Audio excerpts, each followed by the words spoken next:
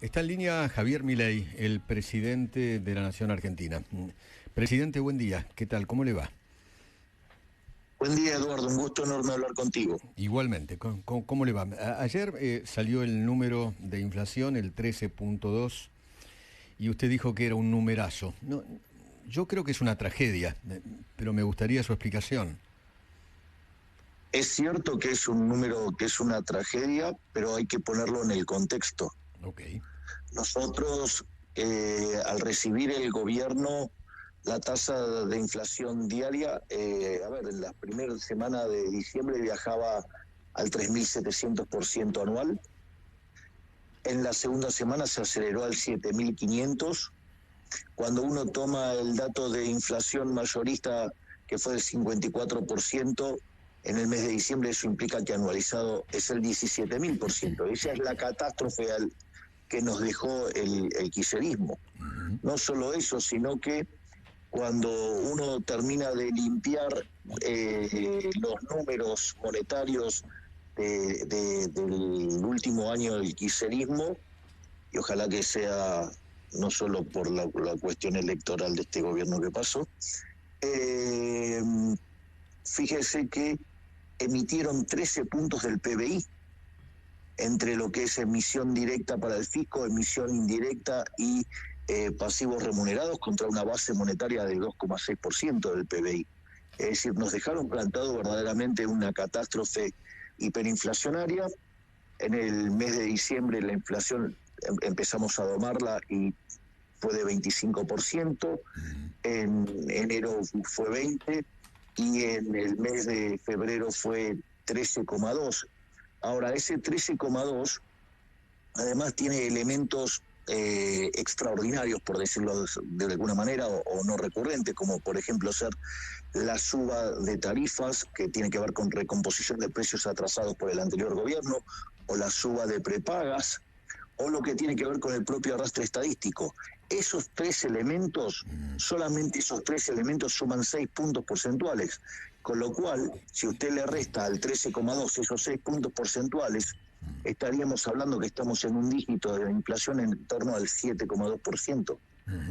Entonces, si uno lo toma como el dato en sí mismo, el dato es horroroso. Ahora, si uno lo toma en el contexto de que íbamos a una hiperinflación y que estábamos frente a lo que podía ser la peor crisis de la historia argentina, porque conjugaba elementos de desequilibrio monetario similares al Rodrigazo o peores, elementos vinculados al balance del Banco Central quebrado, como lo que teníamos en la previa de la hiperinflación de Alfonsín, o indicadores sociales peores que los del 2001, bueno, eso daba un cuadro. Estábamos frente a la peor crisis económica de la historia. Algo que de hecho es cierto, porque mire, Eduardo, yo le paso un dato. Un país que tiene déficit gemelos por 4 puntos del PBI, eso es una alerta amarilla, por decirlo de alguna manera. Ahora, si usted tiene 8, es una catástrofe. Nosotros recibimos 17 puntos de déficit gemelo en términos del PBI. Un déficit fiscal consolidado entre Nación y Banco Central de 15 puntos del PBI. Y nosotros básicamente lo que iniciamos fue una política de déficit cero, que creíamos que lo íbamos a lograr a lo largo del 2024, después creíamos que lo lográbamos en marzo y lo logramos en enero, y lo estamos repitiendo ahora en febrero. O sea, por otra parte, empezamos con el saneamiento del Banco Central, y ese déficit cuasi fiscal ya lo bajamos a la mitad, de 10 puntos del PBI a 5. De hecho, ayer bajamos 30 puntos básicos la tasa de interés, y a pesar de eso, el Banco Central compró 90 millones de dólares en un contexto además donde todo el tiempo estamos abriendo importaciones. Es más, ayer se abrió la importación para productos de primera necesidad de la canasta básica, porque básicamente los formadores de precios, aquellos agentes, digamos, que tienen mayores posiciones concentradas, pricearon bajo una hipótesis de un dólar de 2.500 pesos, y frente al escenario que no se les materializó, en lugar de bajar los precios, lo que hicieron fue empezar con las promociones. Entonces los precios de Argentina se están poniendo caro en dólares, y consecuentemente en función de la posición que vamos teniendo en el mercado de cambios, vamos a ir abriendo cada vez más el mercado cambiario para que justamente, bueno, ahora ingrese la competencia y acelerar el proceso de desinflación. Presidente, usted lo escucho hablar de números, ¿no? Del desagregado de la inflación, etcétera, etcétera. Ahora, le cuento, en la calle, este número se siente distinto. En el bolsillo, este número o estos números se sienten más fuertes. La comida está imposible para la gente. ¿Usted es consciente de eso? Nosotros somos absolutamente conscientes de esto. Nosotros, si usted revisa mis discursos de campaña y ya asumido, nosotros explicamos que esta situación iba a ser difícil, pero le quiero mencionar dos elementos en paralelo. El primer elemento es, y que nosotros lo tenemos conciencia, cuando usted mira el mapa de actividad está mayormente en rojo, eso es cierto, 7 de cada 10 argentinos reconocen que están peor, pero acá viene lo importante. Cuando nosotros asumimos, solamente el 20% de los argentinos creía que íbamos a estar mejor de 6 meses hacia adelante. Este número en enero de 20% de argentinos saltó a 30%. En febrero cerró en 42%, y después del discurso en la Asamblea Legislativa, o sea, con muy poquitos días de diferencia, saltó a 47%. Es decir, que la gente la está viendo. De hecho, el 70% de los argentinos está convencido que nosotros vamos a bajar la inflación, donde 50 puntos de ellos creen que eso va a ser en el primer año y 20 en el segundo año. Entonces, nosotros entendemos esto, pero también hay que entender otra cosa. 20 años de populismo salvaje no es gratis. Si usted continuamente va a estar estimulando el consumo y va a estar castigando el ahorro, ese castigo del ahorro se va a traducir en una menor inversión, en un menor stock de capital per cápita, en un menor nivel de productividad y consecuentemente salarios miserables. ¿Qué es lo que está pasando en Argentina? Es decir, cuando usted toma el salario promedio en dólares que tenían los argentinos en la década del 90, era de $1.800. Usted lo ajusta por la inflación americana, eso le da $3.000. Es decir, y sin embargo tenemos uno de $600 o menos. Quiere decir que perdimos el 80% de nuestros ingresos como consecuencia del populismo. Entonces, si seguimos haciendo las mismas cosas, bueno, lo que íbamos a terminar es siendo el país más pobre del mundo. Bueno, nosotros hemos decidido dar un cambio y, bueno, digamos, estamos sincerando la realidad. Es decir, Argentina, digamos, ahora se está enfrentando a su cruel realidad de haberse comido el capital. Es como que, a ver, si yo lo pongo en estos términos, si usted agarra y no sé, toma la casa y el auto de su vecino, se la expropia, se la gasta y toma ese dinero y se va de parranda por Europa y se la gasta y está toda, y el día que se terminó, ¿cómo va a estar? Y va a estar peor, sí, claro, sí, porque se comió el capital, encima se copió el capital de otro, con lo cual no solo que usted está mal porque ahora no tiene ese consumo, sino que además en el medio destruyó a su vecino. Bueno, es lo que hizo Argentina. No hay duda que lo que usted dijo que iba a hacer, lo está haciendo. Usted en eso no mintió. Usted dijo que iba a ajustar y ajustó. Ahora, ¿usted es consciente que todo esto que usted está haciendo provoca más desocupación, más pobreza, más pymes que están cerrando, más estancamiento, más parate? Hay un parate monumental, presidente. Eso es cierto, yo no lo niego. Es el resultado de estar sincerando la situación. Ahora, si quiere, yo le hago digamos, porque para comparar, hacer la falacia del nirvana, digamos, o sea, yo también comparo contra el ideal y todo es inmundo. Ahora, la pregunta es, ¿qué pasa si seguíamos haciéndolo? No sé, el señor Kicillof dice, siempre es evitable el ajuste. Bueno, entonces seguíamos con déficit fiscal financiado con emisión monetaria.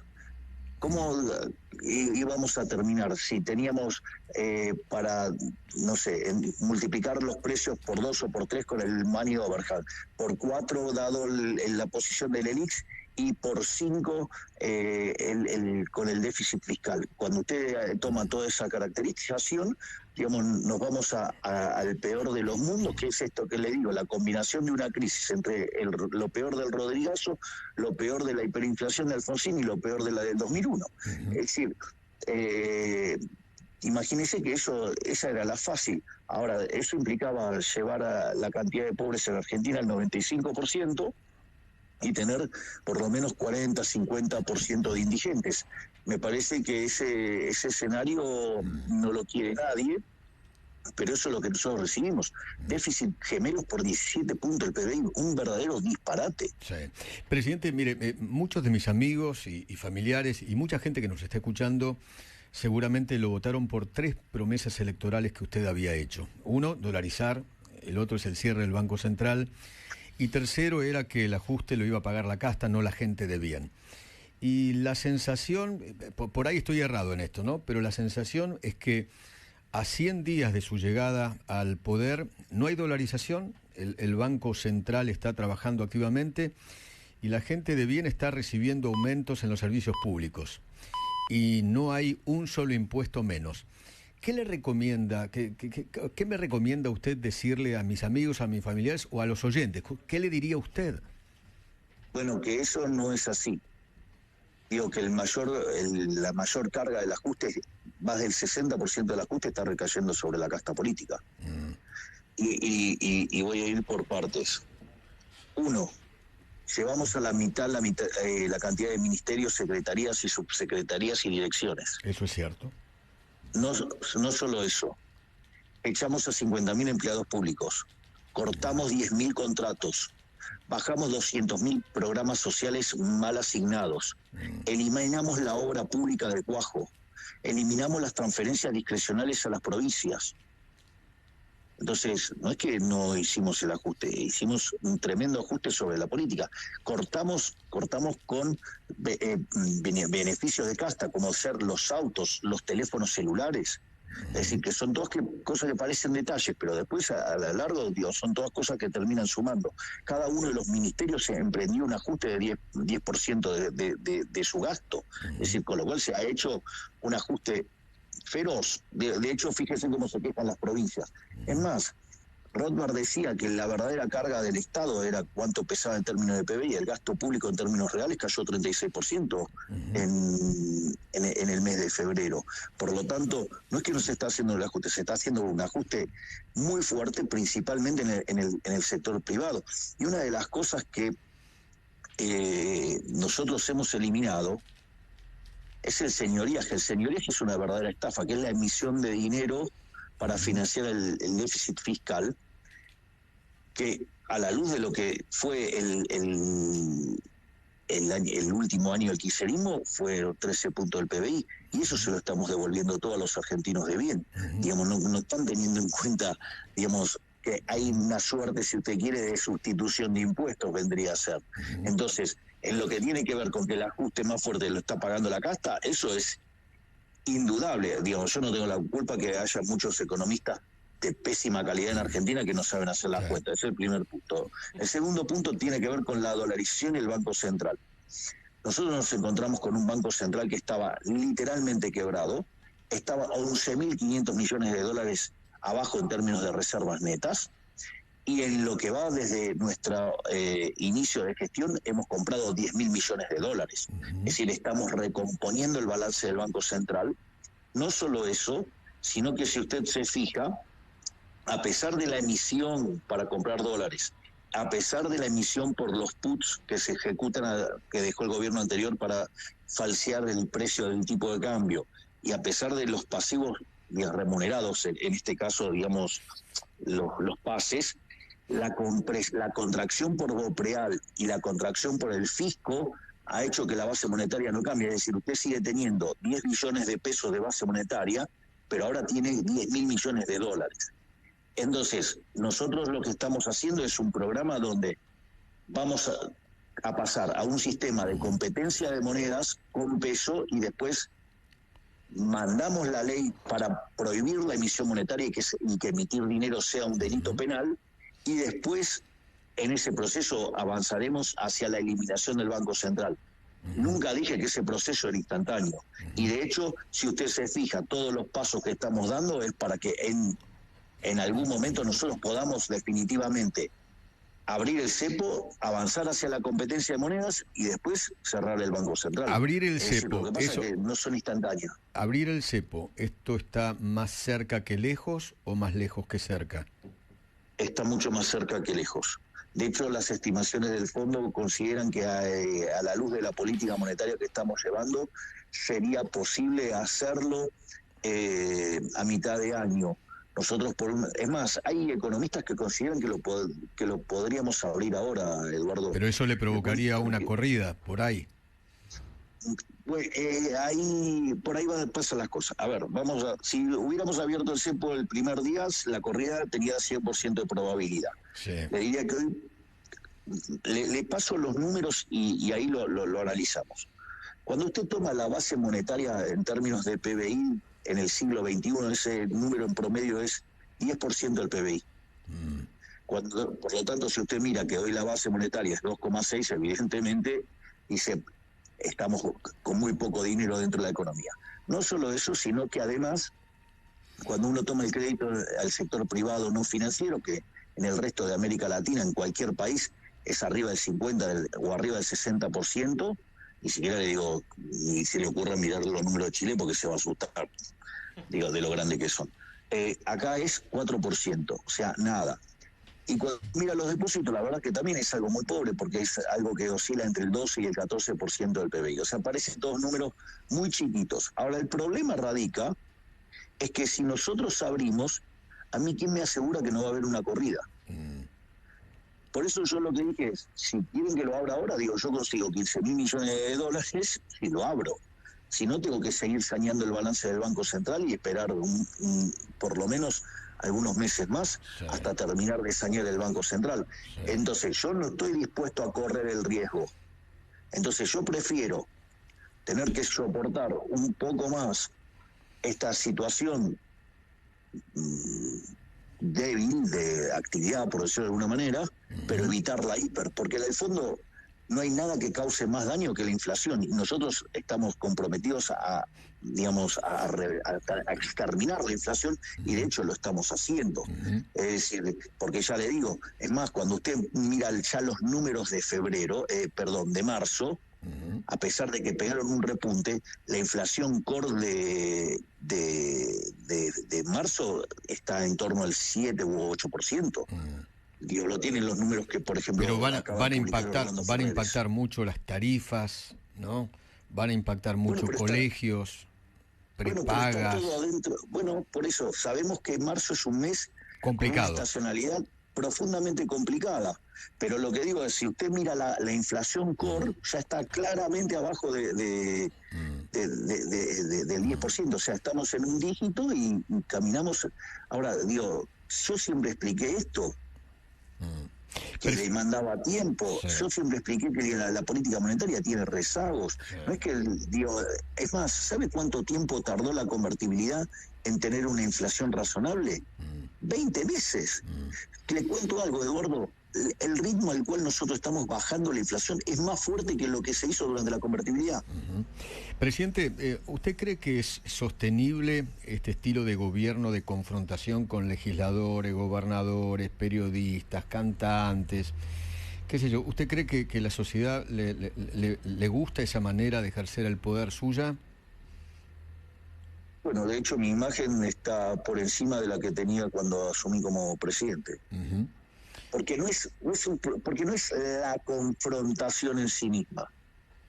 Cada confrontación, yo le hago una pregunta. Confrontación con los legisladores. ¿Usted está a favor de los chorros? Nunca. Y bueno, entonces la confrontación que surgió a partir de tener que levantar la ley base es porque había un conjunto de delincuentes defendiendo el curro de los fondos fiduciarios. Entonces, ¿qué quiere? Que, digamos, que sea contemplativo, que haga consenso con los ladrones. Bueno, eso no es para mí, eso era para un señor que manejaba todo, digamos, de una manera muy, muy particular en la ciudad de Buenos Aires. Digo, no es mi estilo. Eso que el estilo Larreta, dice usted. Y claro, el consenso es un acuerdo entre políticos para robar a los argentinos de bien, en favor de los políticos. Bueno, yo ese modelo, entonces, ¿tengo que confrontar contra eso? bienvenido, o sea, digo, Okay. estoy dispuesto. Digo, Así todo, presidente. ¿Le puedo dar un dato adicional? Sí, claro. Cuando se planteó el tema de la chica Lali Espósito, ¿sí? Sí. En realidad podría haber sido Lali Espósito como podría haber sido cualquier artista, porque yo lo que estaba apuntando era a Gramsci, ¿sí? Digamos, la estructura gramsciana donde cómo se diseñó la política en Argentina. Porque el problema no era Lali Espósito, el problema era Quintela. O los Quintela de la vida, ¿no? Exactamente. Ahora fíjese esto. Entonces yo planteé esa discusión.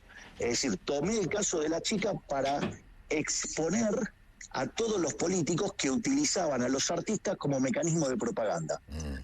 Se hizo una encuesta, sí, y estamos hablando con 6.000 casos presenciales, no estamos hablando de una encuestita. El 60% de la gente está a favor de lo que yo dije. Y no solo eso, si usted pone el cachet de los artistas, ese número trepa por encima del 80%. Entonces, yo lo que doy es una batalla económica, una batalla política y una batalla cultural. Bien. Es decir, cada una de esas cosas tiene que ser entendida en esa lógica. ¿Hay una nueva etapa de diálogo después del 1 de marzo, después de su discurso en el Congreso? Bueno, de hecho nosotros abrimos un camino para que las provincias, digamos, se llamaran a reflexión.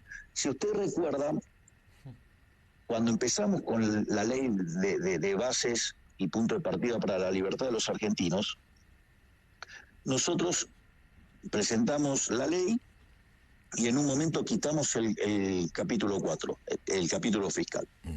Nosotros habíamos puesto el capítulo 4 para ayudar a los gobernadores a que reencauzaran sus cuentas públicas.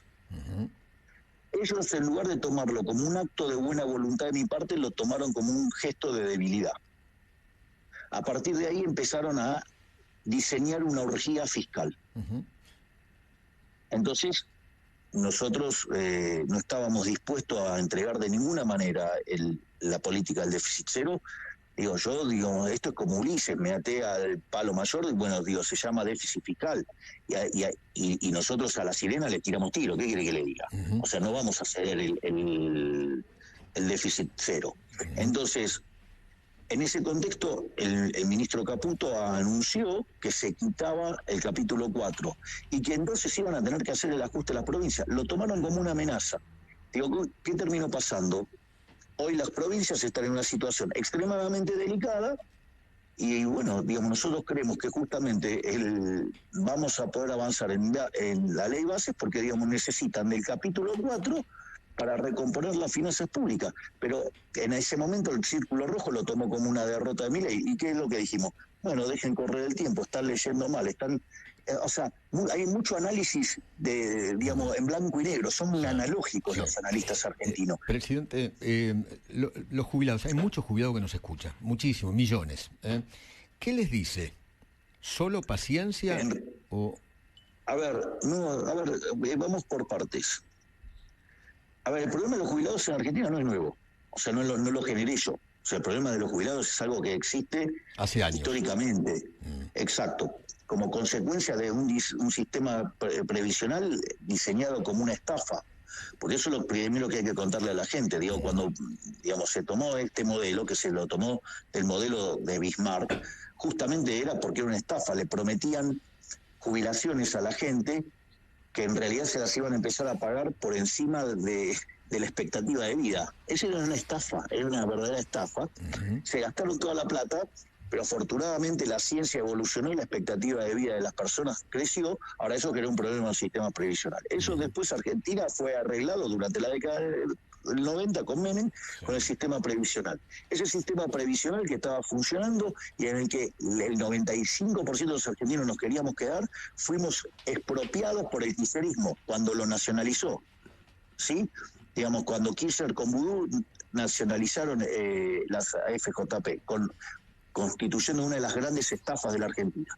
Encima, en el medio, después, la señora Cristina Fernández de Kirchner jubiló personas sin aportes. Sí. Y además, el mercado laboral está lleno de rigideces, entonces no se crea, digamos, la cantidad de empleo formal en el sector privado está clavado en 100 millones desde el año 2011, es decir, lo que aportan al sistema, sí, el número está clavado, es decir, todo tiene una situación verdaderamente compleja. De hecho, el gobierno anterior se fue con jubilaciones de $80. Hoy las jubilaciones, la mínima más el bono, son $200. Digo, yo entiendo que le puede, digamos, pero que nosotros estamos trabajando en la recomposición, ustedes no tengan duda. Es más, nosotros mandamos una fórmula y cuando hubo que sacar la ley base por todos los desastres que se estaban haciendo por parte de los diputados que les gusta poner sus intereses por encima de los argentinos, bueno, digamos, ahí se los perjudicó y entonces, digo, pero nosotros estamos trabajando activamente. Es más, yo le digo algo, el precio de los alimentos, digamos, está dominado fuertemente por lo que pasa con el dólar, y ahora acabamos de abrir las importaciones, por lo tanto, digamos, nuestros ingresos en dólares no solo crecieron, sino que en poder de compra van a crecer mucho más, porque ahora los alimentos van a bajar. Presidente, ayer el presidente de la Corte Suprema de Justicia, Horacio Rosati, deslizó un comentario bastante ácido. Sin nombrarlo a usted, dijo que Alberdi, tan citado y tan poco leído. ¿Cómo le cayó? No sé, yo no tengo por qué hacerme cargo de eso. Ok, me queda claro. ¿Cuánto le preocupa el tema Rosario? Bueno, nosotros estamos mostrando digamos, más allá de lo que yo le diga en las palabras, yo le puedo mostrar los hechos. Rosario, digamos, en Santa Fe nosotros es el tercer lugar de la Argentina donde tenemos mayor despliegue de fuerzas federales. Está además de las 1.000 efectivos que había, se agregaron 450 más. Es decir, está actuando Gendarmería Nacional, Prefectura Naval Argentina, Policía de Seguridad Aeroportuaria, está el sistema penitenciario, está la Policía Federal. Es decir, además ampliamos las zonas de intensificación a 8.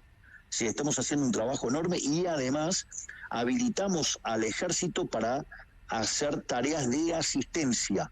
Y acabamos de armar una ley con el ministro Petri y con la ministra Bullrich para ampliar las facultades que pueden tener las Fuerzas Armadas en el caso de narcoterrorismo. Es decir, más que palabras le muestro los hechos, es decir, nos estamos ocupando verdaderamente. En ese proyecto de ley, ¿usted habla de Fuerzas Armadas que pueden ir armadas a combatir el narcotráfico? Exactamente, cuando se constituye un caso de narcoterrorismo. Como en el caso de Rosario. Por ejemplo. ¿Viaja usted a Rosario en las próximas horas o en los próximos días?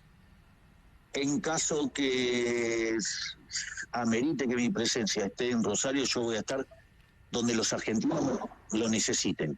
Si es en Rosario, estaré en Rosario o en el lugar de la Argentina que se me demande. Mire, estamos recibiendo muchísimas preguntas de los oyentes. Por ejemplo, en el chat de YouTube en estos momentos, Olga Rodríguez dice tarjeta alimentar para los jubilados, eso es lo que quieren. Mirta Saborido dice que frene los aumentos a las prepagas. ¿Qué podría contestarles? A ver, vamos por partes. Nuestra política social, de hecho nosotros duplicamos la tarjeta alimentar, duplicamos la asignación universal por hijo, duplicamos lo que tiene que ver con la asistencia a las embarazadas, cuadruplicamos la asistencia para que los chicos puedan contar con útiles para ir al colegio. Es decir, básicamente se hizo un programa que le llegó a 7.300.000 chicos. Entonces, eso, digamos, con lo cual la asistencia social nosotros estamos trabajando muy fuertemente. No solo eso, sino que además en el tema de las prepagas, nosotros creemos en la libertad de precios. El punto es que hasta este momento, una de las cosas que se estaba haciendo es que justamente usted no lo pagaba con el precio, pero lo pagaba con una fuerte degradación de la calidad. Bueno, esto lo que va a abrir es la posibilidad que entonces usted, digamos, cuando paga, digamos, paga acorde a la calidad, es decir, a usted va a estar pagando y va a tener un servicio acorde a lo que está pagando. O sea, digo, nunca es buena guía tratar de de estar tocando los precios. Si a la persona que hizo la pregunta, digamos, o sea, le molesta, digamos, los precios de la prepaga, digamos, ¿cómo se sentiría esa persona si le estuvieran tocando su salario o su jubilación o lo que fuera? Y ¿cómo se va a hacer?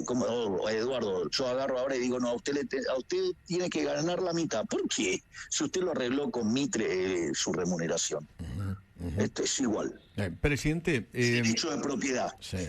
¿Le puedo hacer un punto? Sí. Porque justamente el gobernador Kicillof dijo, es redundante el punto 1 del Pacto de Mayo. Justamente no es redundante por este tipo de cosas, porque la gente no entiende el rol del derecho de propiedad.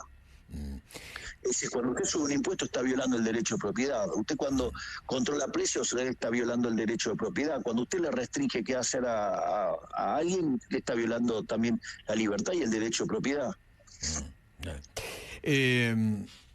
Presidente, la vicepresidente Villarruel ha llamado a que se discuta el DNU, abriéndole la puerta al kirchnerismo para que se debata. Me gustaría una opinión sobre esto.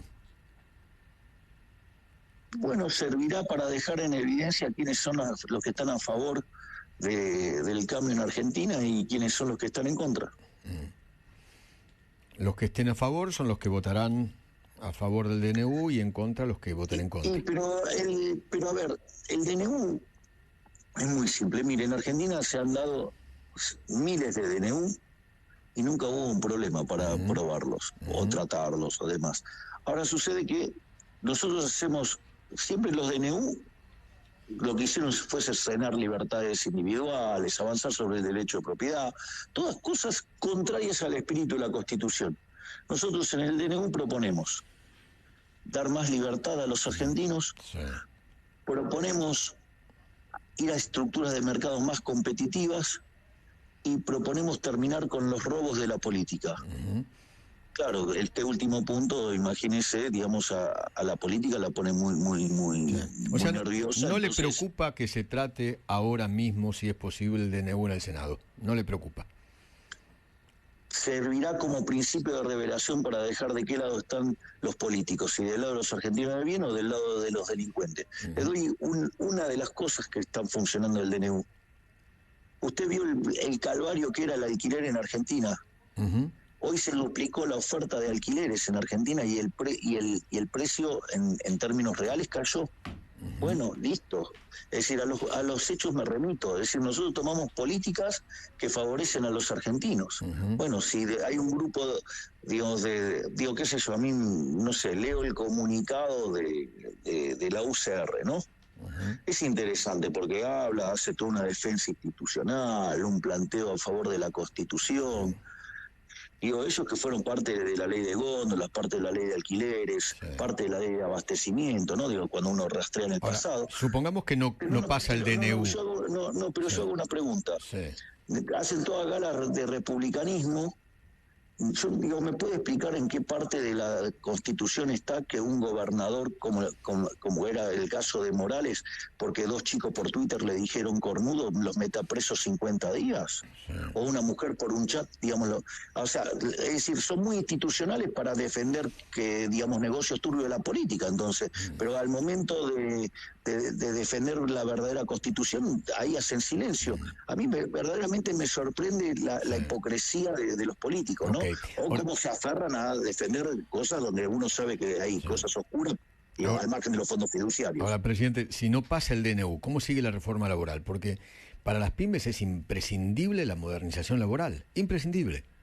Ahora, y bueno, pero si usted tiene un Congreso que, digamos, pone por encima de todos sus privilegios de casta contra los intereses de los argentinos, digo, son las reglas de juego, digamos, se corregirá en el 2025 cuando la gente tenga que votar y vea quiénes son los delincuentes que están a favor de mantener el statu quo y los privilegios de casta y los que queremos verdaderamente el cambio. Ahí no se van a poder equivocar. Digo, hay gente, a ver, cuando usted mira cómo fueron las votaciones, queda muy claro, ¿no? Que de un lado quedan los orcos, sí, del otro lado quedan los que dijeron que quieren un cambio y votan por un cambio, y por el otro lado hay un montón de mentirosos que se disfrazaron de hablar del cambio y en realidad lo que quieren es el statu quo con mejores modales. Es decir, es como una suerte de peronistas pero cobardes. Presidente Guillermo Laborda, un gusto saludarlo. Ojo con la pregunta de Laborda. ¿Qué tal, Guillermo? ¿Cómo estás? Un gusto. Dos cortitas. La número uno, ¿cuándo estima que va el salario a ganarle la inflación? ¿Tercer trimestre? ¿Cuarto trimestre? Nosotros creemos que en cuanto nosotros abramos el cepo y empiece el rebote del nivel de actividad económica, el salario va a empezar a ganar fuertemente, al margen de que en dólares ha subido mucho, ¿no? Con la caída del dólar. Segunda pregunta. Eso. Segunda pregunta. ¿Qué le diría a... Bueno, cayó fuerte la tasa de plazo fijo, está entre 70 y 75% nominal anual. ¿Qué le diría ahora a la ahorrista de plazo fijo que quizás tiene un vencimiento hoy y que no sabe si renovarlo o no? Esta pregunta es jodida. No, que miren, no, pero a ver, si usted se fija, digamos, los que quedaron en pesos ganaron un montón, porque, digamos, se capturaron muy altas tasas en pesos y el dólar cayó, con lo cual hoy Argentina es un negocio enorme. Y eso, digamos, está muy claro. Fíjese que los bonos en Argentina, cuando nosotros asumimos, estaban en $18 y hoy están en $48. El riesgo país en el momento que nosotros ganamos era 2.900 y hoy está en 1.700. Bueno, digamos, las cosas están funcionando. Probablemente la ven con mayor claridad afuera que adentro, pero las cosas se están mejorando. Es la primera vez que se está haciendo un ajuste con la que el eje central del mismo radica en el problema esencial del mismo, que es el fisco y la política. Sí. Señor presidente, Gabriel Iesi, gusto saludarlo, ¿cómo le va? ¿Qué tal, Doc? ¿Cómo anda? Bien, gracias. La lucha contra el narcoterrorismo que Eduardo hablaba, la situación grave que tiene en especial Rosario que se vive en estos días, necesita inexorablemente inversión, necesita un sistema acusatorio que el ministro de Justicia quiere instalar para que los fiscales investiguen, necesita inversiones en materia carcelaria, penitenciaria y en materia de seguridad para las fuerzas. ¿Qué se tiene pensado al respecto de esto? ¿Cómo solventar estas inversiones que son indispensables? Si usted me permite, le hago una pequeña edición. Esto no es nuevo. No, por supuesto, pero sí, la realidad hoy nos lleva, nos lleva a tratarlo. Pero entendamos que no es un problema de hoy, que es un problema que se generó desde lo que me pareció muy sabio, como lo denominó Carlos Rucauf, el narcosocialismo, iniciado con Wiener y con Bonfatti. Es decir, poner socialistas en el gobierno no es gratis, no solo destruyen la economía, destruyen todo lo que tocan. Primer punto, digamos, para entender quiénes son los responsables del desastre que tiene hoy Rosario. Ese es el punto uno. El punto dos, está claro que nosotros hemos hablado de avanzar en el sistema acusatorio, es parte de las reformas que hemos enviado y que, digamos, hubo que quitar porque el Congreso decidió, digamos, ponerse del lado de los delincuentes. De hecho, los socialistas votaron todos a favor de los delincuentes. No solo eso, sino que además nosotros estamos trabajando en el equipamiento de las fuerzas y también estamos trabajando en un rearmado legal para que justamente las fuerzas puedan actuar, cosa que se sientan apoyadas para dar solución. Con lo cual, en los puntos que usted está señalando, doctor, nosotros estamos trabajando de manera intensa. Lo que pasa es que, digamos, a veces nos encontramos con resistencias impensadas en el Congreso. Pero bueno, esto tiene que ver con el hecho de que los políticos están defendiendo, muchos de ellos están defendiendo en sus kioscos, en lugar de estar pensando en el bienestar de los argentinos. ¿Pero tiene, presidente, pensado inversiones, crear cárceles, construir, dotar de estructura?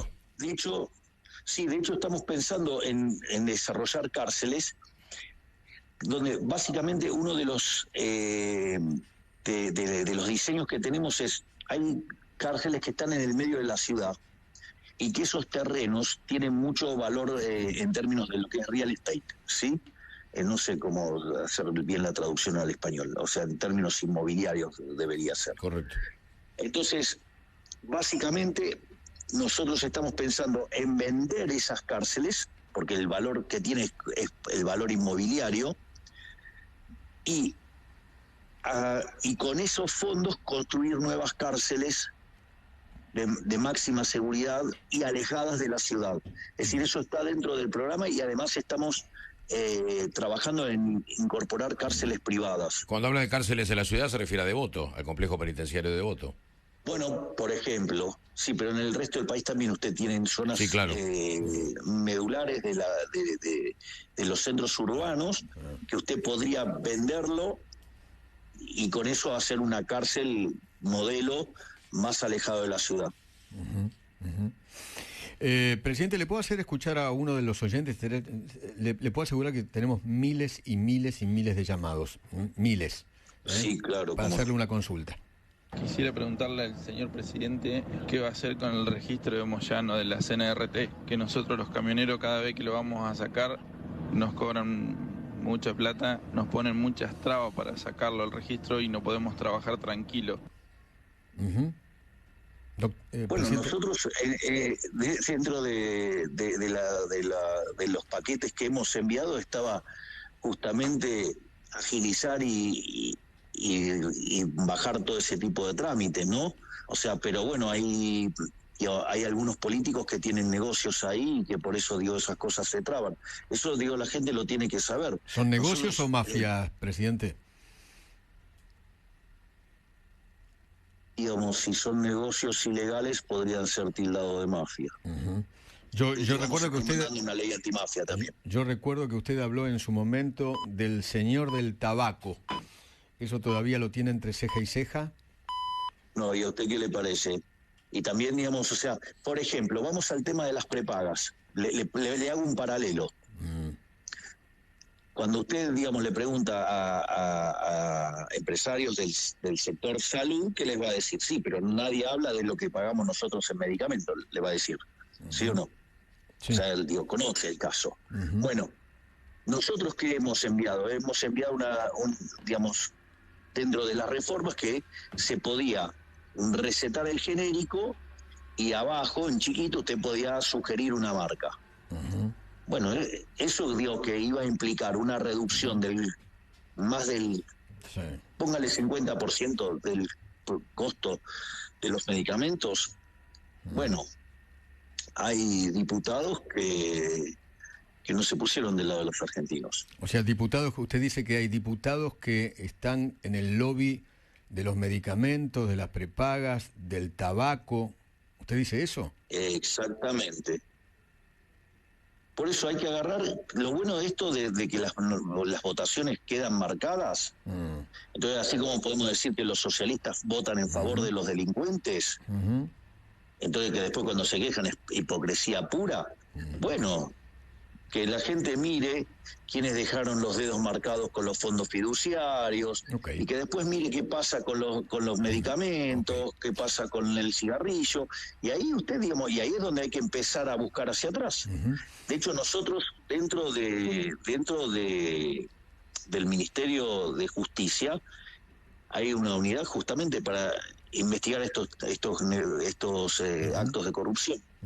Le hago una última pregunta. Usted habló de abrir la importación. ¿La importación podría abrirse también para autos, para que bajen los precios o no? El punto es que hay que abrir las importaciones en función también de cómo venimos con la dinámica cambiaria. Es decir, nosotros estamos abriendo el cepo de a poco. Entonces, nosotros no vamos a descuidar tampoco lo que está pasando en el mercado cambiario, pero dado la situación que las empresas del sector no quieren corregir los precios, bueno, entonces la única forma que usted tiene para corregir los precios es generando competencia, y nosotros creemos que, dado la importancia y el peso de los alimentos, eso amerita que la primera restricción que levantemos fuerte de importaciones esté por ese lado. Presidente, le agradezco infinitamente haberme atendido, fue muy amable. No, por favor, ha sido un verdadero placer hablar con usted y con todo su equipo, que siempre es tan amable y tan generoso conmigo. Javier Milei, el presidente de la Nación Argentina. Dale.